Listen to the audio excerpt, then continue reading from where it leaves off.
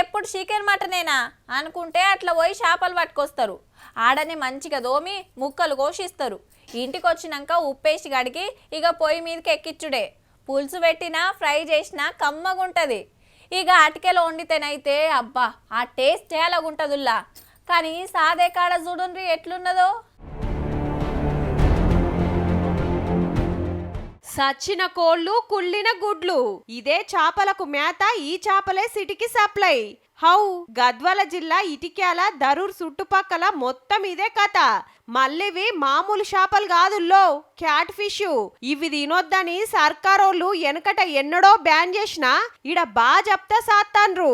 తిమ్మాపూర్లనే 100 ఎకరాల దందా నడుస్తుందంటే చూడుర్రిగా.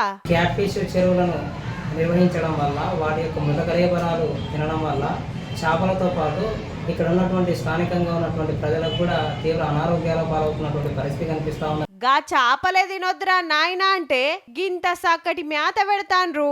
చికెన్ సెంటర్లకెళ్ళి తోకలు, ఈకలు, పొట్టు, పేగులు, కసరు బొసరు తెచ్చి ఉడకబెట్టి చేపలకేస్తుర్రట. గ్రోత్ రేటు పెరుగుతుందనే ఉద్దేశంతోన, తొందరగా లావు కావాలనే ఉద్దేశంతోన క్యాట్ ఫిష్కు వేసేటటువంటి ఆహార పదార్థాలను, జంతువులకు సంబంధించిన వేస్టేజ్ ఉందో మృత కళేబరాలు, వాటన్నింటినీ కూడా ఈ మామూలు చేపలకు కూడా వేసి పెంచుతున్నటువంటి పరిస్థితి ఉంది. ఇది తింటే చేపలు జప్పున పెరిగి పంట మంచిగొస్తది గాని ఆ చేప తింటే మంది పానాలు ఖరాబ్ అయితాయి. ఆంధ్రకెళ్ళి కొందరు ఆసాములొచ్చి ఈ భూములు లీజుకు తీసుకొని గిట్ల నడిపిస్తురు చేపల చెరువులు. ఇదే ముచ్చట ఆఫీసర్లను అడిగితే ఈ చికెన్ వేస్టేజ్ మీద మనకి ప్రాపర్ గా కంట్రోల్ అనేది ఏ జీవోలో లేదు. అందుకే మనం చెప్పలేకపోతున్నాము. పీసీబీ పొల్యూషన్ కంట్రోల్ బోర్డు వాళ్ళు తీసుకోవాలి యాక్షన్.